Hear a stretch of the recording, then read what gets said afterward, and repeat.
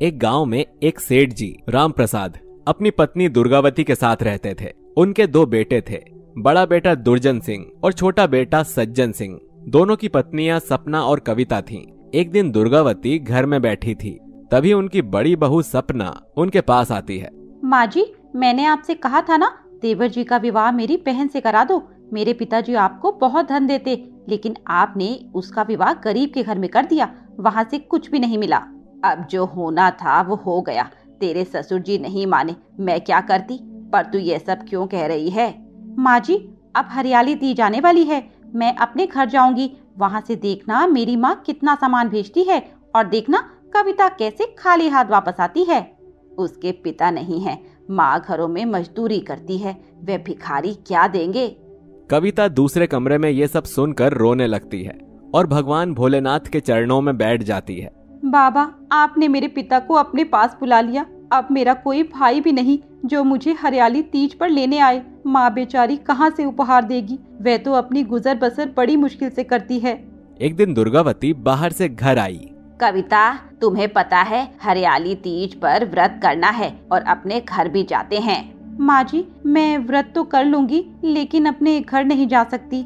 क्यों, क्या हुआ? क्या तुम्हें रीति रिवाज नहीं पता? माँ जी, मेरा कोई भाई नहीं है जो मुझे लेने आए, और मेरी माँ कुछ उपहार नहीं दे पाएगी। अगर मैं वहाँ गई तो वह शर्मिंदा होगी। तभी वहाँ सपना आ जाती है। ये सब तो बहाने हैं। मुझे तो लगता है तुम खुद ही अपने घर से कुछ लाना नहीं चाहती। नहीं दीदी, मैं सच कह रही हूँ। कुछ दिन बाद हरियाली तीज का दिन आ जाता है।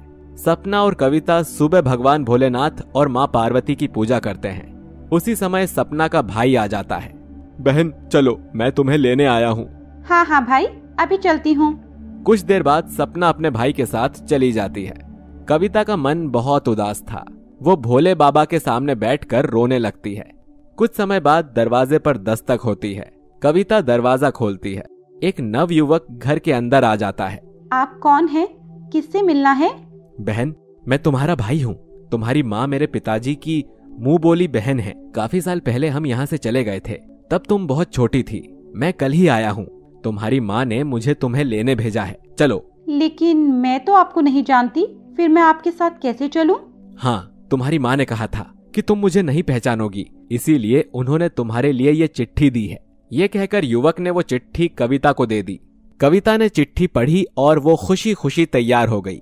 ये सब देखकर दुर्गावती हैरान थी। तू तो कहती थी तेरा कोई भाई नहीं, और ये कहाँ से आ गया? माँ जी, ये मेरे दूर के रिश्ते का भाई है। आप कहें तो मैं अपने घर चली जाऊं, शाम तक वापस आ जाऊंगी। दुर्गावती ने हाँ कर दी। कविता उस युवक के साथ अपने घर के लिए चल दी। भैया, आपने नाम नहीं बताया। बहन, मेरा नाम गजानन है। बहुत प्यारा नाम है। वे दोनों अपने घर पहुंच जाते हैं, लेकिन घर बंद था। माँ काम पर गई होगी, आती ही होगी। हम बाहर ही इंतजार कर लेते हैं। बहन, तुम यहीं बैठो, मैं एक काम निपटाकर अभी आता हूँ। ऐसा कहकर गजानन चला जाता है। कुछ देर बाद कविता की माँ आ जाती है। अरे बेटी, तू कब आई? मैं तुझे बुलाना चाहती थी, लेकिन मेरे पास देने को कुछ नहीं था, इसीलिए तुझे बुला नहीं सकी। ये आप क्या कह रही हो माँ? आपने ही तो गजानन को मुझे लेने भेजा था। कौन गजानन? मैंने तो किसी को नहीं भेजा। अरे माँ, तुम भूल जाती हो। कोई बात नहीं, अभी गजानन भैया आएंगे तब पता चल जाएगा। कविता और उसकी माँ घर के अंदर जाती हैं, तो देखती हैं एक कोने में सोने चांदी के जेवर, कपड़ों के साथ धन के ढेर लगे थे। माँ, भगवान भोलेनाथ ने गणपति जी को मेरा भाई बनाकर भेज दिया, और हरियाली तीज पर उन्होंने अपनी इस अनाथ बेटी के लिए सारा सामान भी भेज दिया। शाम के समय कविता को उसकी माँ ने गहनों और उपहारों के साथ खुशी खुशी विदा किया। ये सब देखकर कविता की सास और जेठानी हैरान रह गईं। जय भोलेनाथ।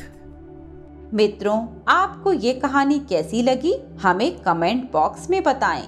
साथ ही ऐसी नई नई कहानियों के लिए हमारे चैनल कथा अमृत को सब्सक्राइब करें।